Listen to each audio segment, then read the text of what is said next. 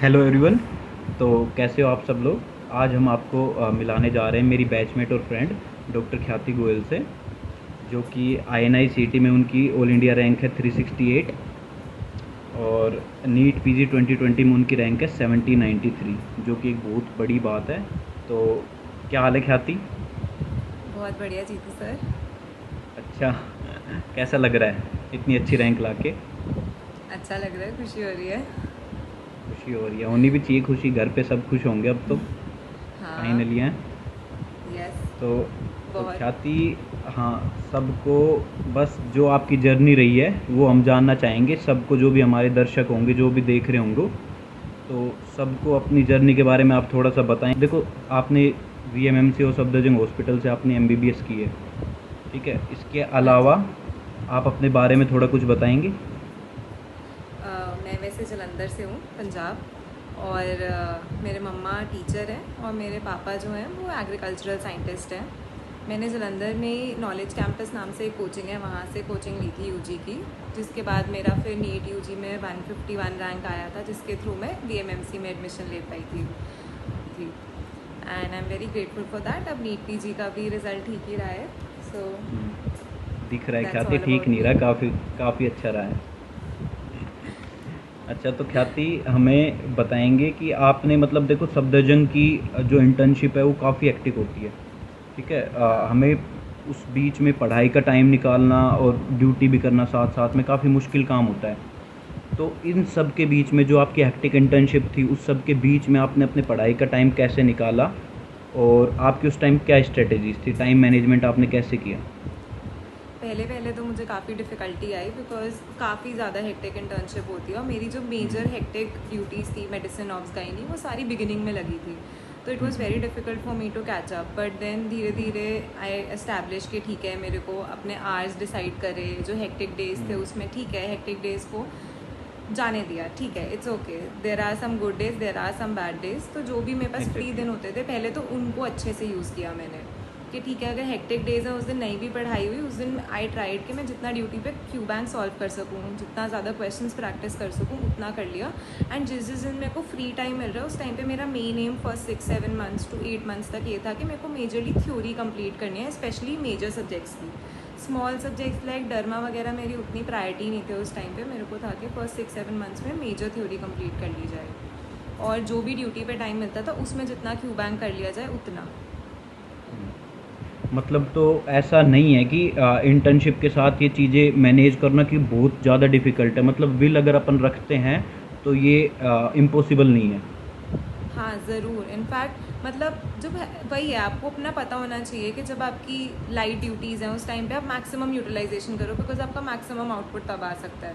तो उस टाइम पे आप बड़े बड़े सब्जेक्ट्स उठाओ जो आप कंप्लीट कर पा रहे हो, ताकि आप मोटिवेटेड रहो। और जब आपकी हेक्टिक ड्यूटीज़ चल रही हैं, आप तब लाइट सब्जेक्ट्स चूज़ कर सकते हो, जिसमें आपको मोटिवेशन रहेगी कि छोटे छोटे सब्जेक्ट्स हैं तो छोटे छोटे करके कंप्लीट हो पा रहे हैं जितना भी गिवन टाइम है आपके पास।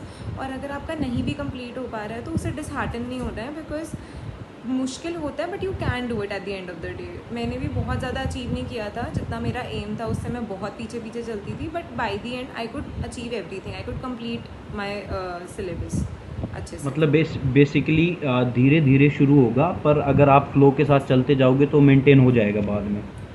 हाँ एग्जैक्टली exactly। कहीं पे भी हिम्मत नहीं हारनी है।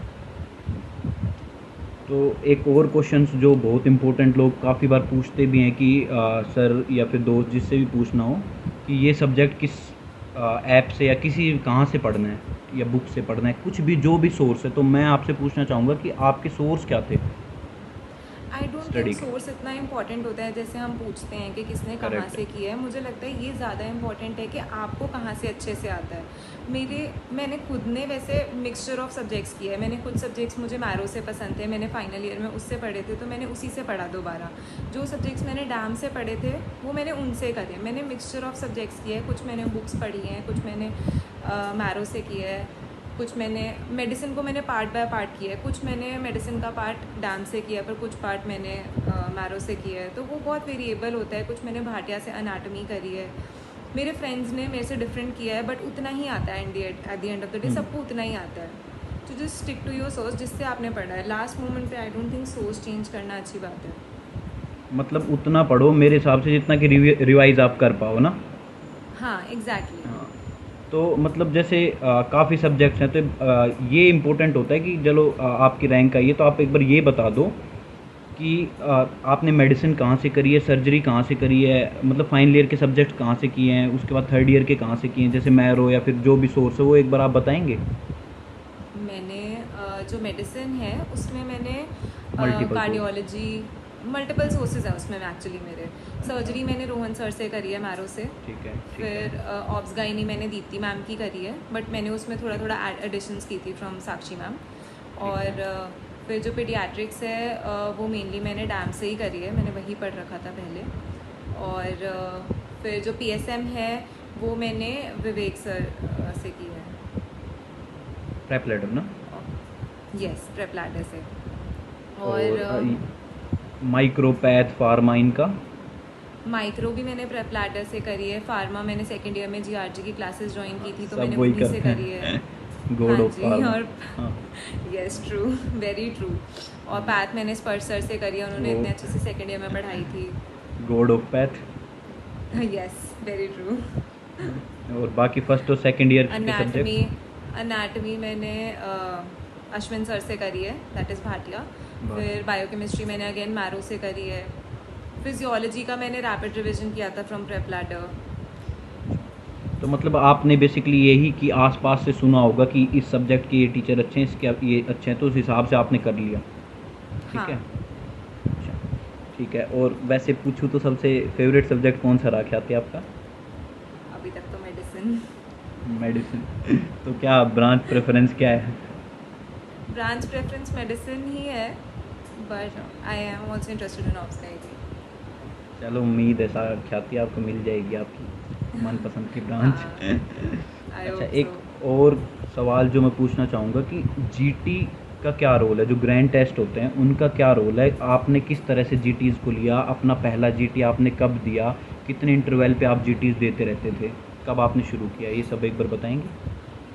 आई थिंक ग्रैंड टेस्ट का बहुत बड़ा रोल है, बिकॉज वो आपका फुल सिलेबस की प्रैक्टिस करा सकते हैं। लाइक मेरे मतलब second half of my preparation में बहुत सारे ऐसे सब्जेक्ट्स थे जो मेरे छूट रहे थे, बट मैंने जीटी से उनको ट्राई किया कि मैं कवर अप कर सकूँ, और वो काफ़ी हद तक कवर अप हो भी पाए। तो पहले तो आपको, मुझे लगता है कि जब आप इंटर्नशिप में बिगिन करते हैं तो फर्स्ट 6-7 मंथ्स में आप एंड में एक जीटी दे सकते हैं। जब आपकी मेजॉरिटी थ्योरी हो जाए तब आप एक जीटी दे सकते हैं। फिर उसके बाद आप धीरे धीरे करके एवरी मंथ एक जीटी दीजिए। फिर उसके बाद जब 2 to 3 मंथ्स रह जाते हैं एग्ज़ाम में, तब आप एवरी 2 वीकली दे सकते हैं, एंड देन आप एवरी 1 मंथ बिफोर आप एवरी वीकली दे सकते हैं। आई नो कि उसमें एंड जीटीज़ में ऑलवेज आपकी जो परफॉर्मेंस है वो बहुत फ्लक्चुएट करती है। तो उस चीज़ से कभी वो नहीं होना, हमेशा ये सोचना है कि इस बारी जो मैंने मिस्टेक करी है ना, वो मैं नेक्स्ट टाइम कभी नहीं करूँ।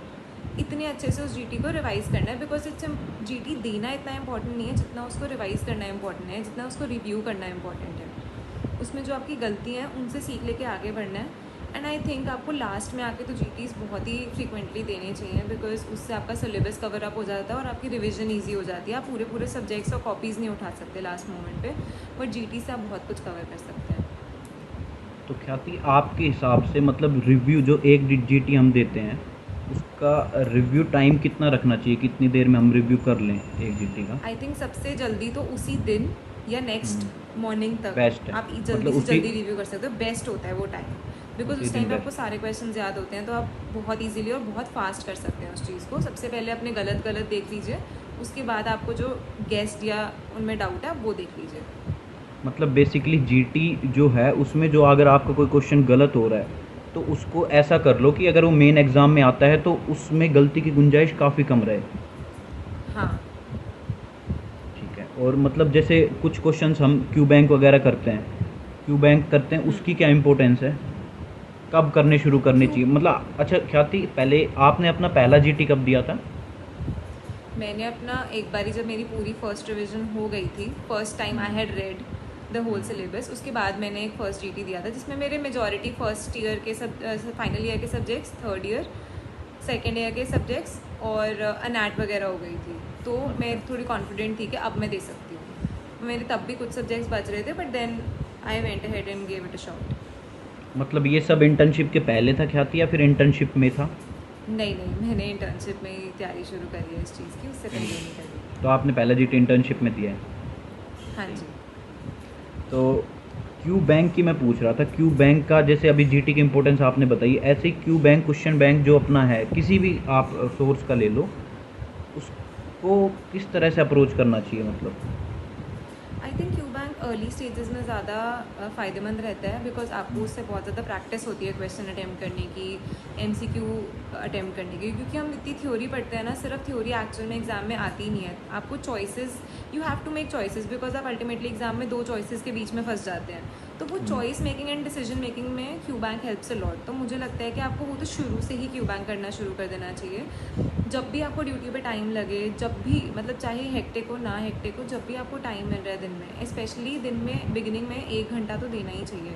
आई थिंक जब आप थ्योरी कर रहे हैं ना, उस टाइम पे भी आपको क्यू बैंक करना स्टार्ट कर देना चाहिए। एंड थ्रू आउट आप जितना कर पा रहे हैं उतना तो मेंटेन करना ही चाहिए। क्योंकि उसमें क्यों, आपको हाँ, मार्क्स करने चाहिए। क्योंकि मेरे हिसाब से आप क्यू बैंक जो करते हो, क्यू बैंक करने के बाद अगर आप उसकी थ्योरी पढ़ते हो तो मेरे ख्याल से ज़्यादा रिटेन रहती है। यस, बहुत बहुत सही बात बोली आपने। तो अच्छा, एक इम्पोर्टेंट क्वेश्चन और ख्याति कि कौन से 5 सब्जेक्ट आपके हिसाब से, ये कौन से 5 सब्जेक्ट बिल्कुल जो आप टॉप प्रायोरिटी पे रखते हो, नीट आईएनआई दोनों के लिए, कोई से भी 5 सब्जेक्ट, वो आपके हिसाब से कौन से हैं कि ये सब्जेक्ट तो छोड़ने ही नहीं है? मतलब मेरे हिसाब से तो मुझे मेडिसिन बहुत इंपॉर्टेंट लगा, ऑब्स का ही नहीं, मेडिसिन, इस पेपर में तो बहुत ही ज़्यादा इंपॉर्टेंस थी। सर्जरी, मेरे लिए फार्मा और पैथ भी बहुत इंपॉर्टेंट फार्मा थे। का। बट आई थिंक पीएसएम भी इम्पॉर्टेंट होती है, बट देन टॉप 5 में मैं पीएसएम को नहीं रखूँगी, मैं इन सबको ज़्यादा इंपॉर्टेंस दूंगी, इनसे बहुत क्वेश्चन आते हैं अगेन। बट आईएनआई में थोड़ा वेरी कर जाता है, बिकॉज उसमें pre clinical and para clinical, that is first and second year subjects की थोड़ी ज़्यादा वेटेज रहती है। तो अगर आईएनआई आप में आईएनआई कंपेयर टू एम कर नीट? रहे हैं तो आपके लिए यस वेरी, मतलब अगर आप आईएनआई एम कर रहे हैं तो आई थिंक आपको first and second year subjects अपने बहुत शार्पन कर लेने चाहिए, क्योंकि उनसे मैक्सिमम आता है। जी ख्याति। अच्छा, तो एक सवाल और इसी का कि मतलब कौन से सब्जेक्ट हैं जो हम रैपिड से कवर कर सकते हैं? मान लो हमारे पास टाइम नहीं है, हमने कुछ सब्जेक्ट हमारे रह गए, हमारी इंटर्नशिप भी इतनी थी कि हम कुछ सब्जेक्ट शुरू ही नहीं कर पाए, लेकिन हमें उसे हम छोड़ना नहीं चाहते उन सब्जेक्ट्स को। तो कौन से ऐसे सब्जेक्ट हैं जिनसे हम रैपिड करके कवर कर सकते हैं, थोड़ा बहुत मतलब कर सकते हैं रैपिड रिवीजन जिन सब्जेक्ट्स का, वो कौन से आई होंगे? Think short subjects, I think short subjects जितने भी आपके साइकी हैं, डर्मा है, एनेस्थीसिया है, ये रेडियो है, देन आई गेस आप ईएनटी ऑफ्था भी टू सम एक्सटेंट आप कर सकते हैं। ऑफ्था नीड्स मोर अंडरस्टैंडिंग, तो मेरे लिए ophtha rapid revision didn't work, but ENT भी आप कवर कर सकते हैं if you are very short on time. मतलब फाइनल ईयर के सब्जेक्ट, अच्छा ऑर्थो की बात करूँ तो ऑर्थो रैपिड रिवीजन से कवर कर सकते हैं? मैंने और तो एक्चुअली अपने डांस के नोट्स किए थे विच वर ऑलरेडी वेरी शॉर्ट, तो वो रैपिड रिविजन जितने ही शॉर्ट थे। तो बेसिकली जो फाइनल ईयर के शॉर्ट सब्जेक्ट हैं वो हम रैपिड रिवीजन से निपटा सकते हैं। रैपिड रिवीजन करो, साथ में उनके क्यू आराम बैंक कर से। लो, क्यू बैंक करो साथ हाँ में, जो एक्स्ट्रा लगे क्यू बैंक में कि हाँ ये प्रीवियस ईयर्स में आया हुआ है, वो ये एक्स्ट्रा क्वेश्चन है, उसको अपने रैपिड रिवीजन में ऐड कर लो। हाँ, प्रीवियस ईयर्स बहुत इंपॉर्टेंट है, प्रीवियस ईयर क्वेश्चंस प्रैक्टिस करना neat and INI, specially INI के लिए बहुत ज़्यादा इंपॉर्टेंट है। और क्या जो बुक मार्क क्वेश्चन होते हैं, मतलब ये क्वेश्चन हमसे गलत हो गया, क्यू बैंक हम कर रहे हैं, ये क्वेश्चन हमसे गलत हो गया, उसको बुक मार्क कर लेते हैं तो काफ़ी सारे बुक मार्क क्वेश्चन हो जाते हैं। जैसे मान लो किसी के 3000 हो रखे हैं, बाद में एक साथ ही 3000 करने तो पॉसिबल नहीं है, तो इनको कैसे डील किया बुक मार्क जो क्वेश्चन है? आई थिंक आपको रेगुलर इंटरवल्स पे ना you should go through those book mark questions again, और उसके बाद ना पहली बात आपको मिनिमाइज़ करना है अपना बुक मार्किंग। आपको देखना है कि ये क्वेश्चन अगर मैंने देख लिया और इसके बाद मुझे याद रखना है इस चीज़ को, मतलब जब आप वो क्वेश्चन फर्स्ट टाइम अटैम्प्ट कर रहे हैं ना, आपको बहुत सोच समझ के उस चीज़ को बुक मार्क करना है। फिर अगर आपने बुक मार्क कर लिया ना, revisit them after regular intervals, देखो कि अब आपको ये याद है तो इस चीज़ को बुक मार्क से हटा दो, अब आपको आगे भी याद रहेगी वो चीज़।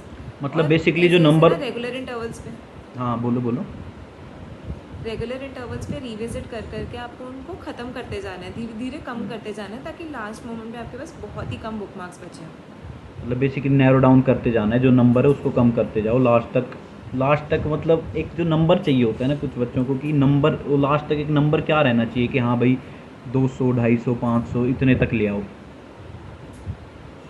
हाँ, मतलब जितना आपके विद इन रीच है ना, क्योंकि लास्ट मोमेंट पे सिर्फ बुक मार्क क्वेश्चंस करना इतना आसान भी नहीं होता है, आपके पास प्रीवियस ईयर्स वगैरह भी होते हैं।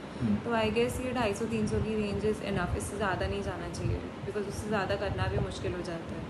और जो प्रीवियस ईयर के क्वेश्चंस हैं, मतलब उनकी क्या इंपॉर्टेंस है? जैसे अपन को सबको पता है प्रीवियस ईयर के क्वेश्चन रिपीट होते हैं, ठीक है? तो हाँ जी। क्यू बैंक में सबसे पहले शुरुआत प्रीवियस ईयर से ही करनी चाहिए या टॉपिक टू टॉपिक करनी चाहिए? पहले क्यू बैंक कर लेना चाहिए शुरू। आई थिंक आपकी फर्स्ट रीडिंग जब हो जाए ना, उसके बाद आपको प्रीवियस ईयर शुरू करना नहीं, चाहिए। जैसे मान लो लाइक अगेन, किसी के पास टाइम नहीं है, ठीक है, किसी ने अभी शुरू किया है, इंटर्नशिप में शुरू किया है, या फिर किसी रीज़न से किसी के पास टाइम नहीं है कि वो क्यू बैंक सोल्व कर पाए वो अच्छे से, तो फर्स्ट प्रायोरिटी प्रीवियस ईयर के क्वेश्चन या फिर subject wise? I think then आपको क्यू बैंक ड्रॉप कर देना चाहिए, क्योंकि क्यू बैंक में और बहुत सारी चीज़ें होती हैं। Then you should totally focus on previous year. सबसे पहले अपने प्रीवियस ईयर क्वेश्चंस को स्ट्रॉन्ग करना है, be it INI be it NEET. बिल्कुल उनको इतने अच्छे से स्ट्रॉन्ग कर लो ना कि वो वाली जो प्रीवियस ईयर क्वेश्चन है ना, वो तो बिल्कुल भी गलती करके नहीं आनी है। चाहे आप क्यू बैंक ना करो और प्रीवियस ईयर क्वेश्चन को रिपीट रिवाइज करते रहो, बट प्रीवियस ईयर बिल्कुल नहीं छोड़ने हैं उस केस में। मतलब मैं भी क्यू बैंक नहीं कर पाई थी, मेजॉरिटी क्यू बैंक मैंने नहीं सॉल्व किया है, बहुत ही कम क्यू बैंक मैंने सॉल्व किया था। बट देन मेरा मेजर एम था कि मेरे को प्रीवियस ईयर तो करने ही करने हैं। मतलब प्रीवियस ईयर क्वेश्चंस की काफ़ी importance.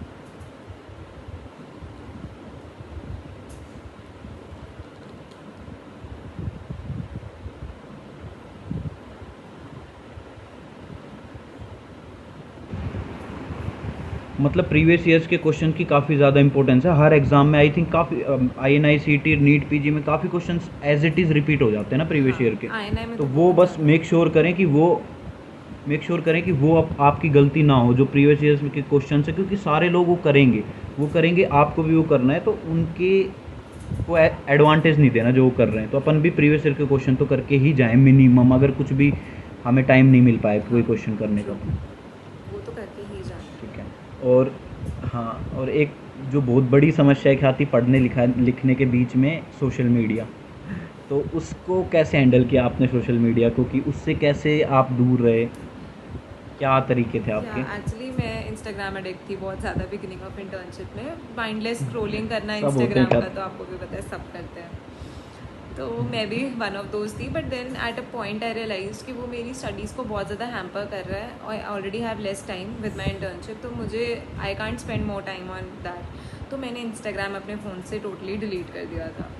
I did not use Instagram uninstall कर। पूरे इंटर्नशिप में मैंने यूज़ ही नहीं किया। It was uninstalled from my phone. मैं सिर्फ व्हाट्सएप वगैरह करती थी, और अगर कभी टाइम पास करना हो तो खाने के साथ में कोई यूट्यूब पे वीडियो लगा ली, नेटफ्लिक्स पे सिर्फ खाने वाने के साथ वीडियो लगा ली। अदरवाइज़ मैं बहुत ही बड़ी बिंज वॉचर हूँ, तो मैंने कुछ नया शुरू ही नहीं किया, so that I don't binge shows, मैं उसमें टाइम वेस्ट ना करूँ। सो ऐसी छोटी मोटी चीज़ें करके ही मैंने वो कर लिया अपने आप को सोशल मीडिया से दूर।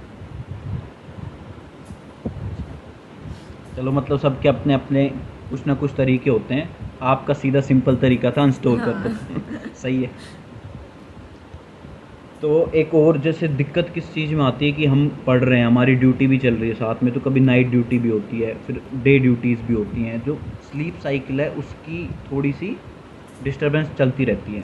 तो उसको, मतलब उस बीच में जैसे आप पूरी नींद नहीं ले पाए, तो आपको भी पता है वो एफिशिएंट वे से आप पढ़ाई नहीं कर पाते हो। हाँ, तो उसका आपने कुछ सॉल्यूशन किया कि स्लीप साइकिल को मेंटेन कैसे करके रखना है? स्लीप साइकिल को मेंटेन करना वॉज अ स्ट्रगल। मेरे पास उसका कोई तोड़ नहीं है अभी तक भी, बट इट्स जस्ट दैट मेरे को ये होता था कि मैं अपनी नींद पूरी कर लूँ, चाहे फिर मैं नाइट ड्यूटीज़ भी लगा रही हूँ, बट मेरा एम ये रहता था कि मेरी नींद कंप्लीट होनी चाहिए, बिकॉज उसके बिना मेरा दिमाग फुल एफिशिएंसी पे वर्क नहीं करता था। तो अगर मैं नाइट ड्यूटी भी लगा के आई हूँ ना, I needed minimum 6 to 7 hours of sleep, और 7.5 घंटे 8 घंटे की भी स्लीप अगर आपकी एवरेज वो है तो वो भी बहुत अच्छी है, और उतनी होनी भी चाहिए, because your mind needs to relax, तभी आप अच्छी एफिशिएंसी पे पढ़ पाते हैं। तो ठीक है, अगर आपको नींद हाँ, जरूरी है। मतलब अपनी नींद पे कॉम्प्रोमाइज़ करके पढ़ने का कोई फ़ायदा नहीं है, बिकॉज आपका आउटपुट ही नहीं आता है फिर। करेक्ट। अच्छा ख्याति, तो अपना आखिरी सवाल है जो कि कुछ बच्चे अभी थर्ड ईयर में हैं, कुछ फाइनल ईयर में हैं, कुछ इंटर्नशिप में हैं, उन सब के लिए आपका एक क्या मैसेज होगा कि जो थर्ड ईयर में है उसको प्रिपरेशन के लिए आपके हिसाब से क्या करना चाहिए, फाइनल ईयर में उसको क्या करना चाहिए, और इंटर्नशिप में जो अभी हैं उनको क्या करना चाहिए? I think most third years जो हैं वो कोचिंग ज्वाइन कर लेते हैं when coming into third year. तो आपको अपने कोचिंग का जो भी आपका चल रहा है, जितने आप नोट्स वगैरह बना रहे हैं वो पढ़ लेने चाहिए आपको, और अपने थर्ड ईयर के सब्जेक्ट्स को वेरी स्ट्रॉन्ग कर लेना चाहिए। अगेन फाइनल ईयर वालों को भी मुझे लगता है कि आपको अपने कोर सब्जेक्ट्स को ज़्यादा स्ट्रॉन्ग कर लेना चाहिए। थ्योरी को इतना स्ट्रॉन्ग कर लो कि इंटर्नशिप में आपको सिर्फ उसको रिवाइज़ करने की ज़रूरत पड़े, एंड देन जो इंटर्नशिप में है उसमें आप आके अपने मैक्सिमम क्वेश्चंस प्रैक्टिस करो, ताकि आपके लिए थ्योरी बस पेजेस पलटने वाली चीज़ ही रह जाए। तो मेरा तो यही था कि मतलब अपने फाइनल, हाँ हाँ, बोलिए मेरा तो बोलिए। यही था कि फाइनल ईयर में मैंने अपने सब्जेक्ट स्ट्रॉन्ग किए थे, अपने कोर सब्जेक्ट्स को इतना स्ट्रेंथन कर लिया था कि इंटर्नशिप में मेरे लिए वो ईजी हो जाए, मैं मेनली एमसीक्यू सॉल्विंग पे फोकस कर पाऊँ। मतलब हो सके तो फाइनल ईयर तक अपना पूरा सिलेबस कंप्लीट कर लें और इंटर्नशिप में फिर क्यू बैंक करते हाँ रहें, टेस्ट वगैरह देते हाँ। रहें। अच्छा, और मतलब जैसे जो फर्स्ट और सेकंड ईयर के सब्जेक्ट्स हैं उनको प्रिफरेबली किस ईयर में कर लेना चाहिए, अगर अभी तक थर्ड ईयर फाइनल ईयर और वाले बच्चों ने नहीं किया है तो? I think first second year के सब्जेक्ट्स को फर्स्ट आप और second beginning year. Of final year में कर सकते हैं, पर अगर आप नहीं भी कर पा रहे हैं तो इंटर्नशिप के फर्स्ट 2 मंथ्स, फर्स्ट 1.5 2 मंथ्स में आप आराम से कंप्लीट कर सकते हैं। मतलब मैं नहीं कर पाई थी अपने फाइनल ईयर में, तो मैंने इंटर्नशिप के बिगिनिंग में किया था, बट आइडियल टाइम में इसके फाइनल ईयर में आके शुरुआत में फर्स्ट सेकेंड ईयर के सब्जेक्ट्स ट्राई कर लीजिए, अगर होते हैं, जितने हो सकते हैं। और जो इंटर्नशिप में है, मान लो उसका कंप्लीट नहीं हुआ, सिलेबस कंप्लीट नहीं हुआ है अभी, तो शुरुआत में क्वेश्चंस के साथ सिलेबस लेके चलें या पहले थोड़ा सिलेबस कर लें उसके बाद क्वेश्चन नहीं शुरू नहीं करें? नहीं, क्वेश्चन के साथ लेके चले, ताकि अगर आप, और ऑलवेज रिमेंबर, आप कभी भी पूरा सब्जेक्ट नहीं कर पाएंगे, तो क्वेश्चंस विल ऑलवेज सब्स्टिट्यूट। आप 70% ऑफ द सब्जेक्ट भी कर रहे हैं ना इस टाइम पे, अगर आप बिगिनिंग ऑफ इंटर्नशिप में, तो ठीक है, उसको वहाँ पे ख़त्म करके आगे बढ़िए और उसके क्वेश्चन साथ साथ में सॉल्व करिए।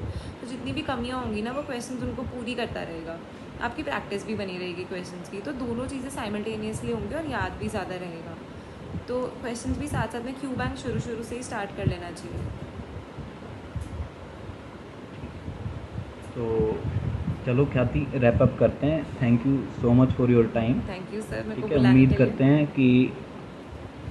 उम्मीद करते हैं कि आपको आपकी मनपसंद ब्रांच जो मिल जाएगी, जो कि मेडिसिन है। ठीक है भाई, फ्री में देख देना ख्याति यार, पर्ची वर्ची मत काटना। थैंक, ठीक हाँ है, हाँ ज़रूर। तो again congratulations and thank you so much. Thank you ji, bye. Bye.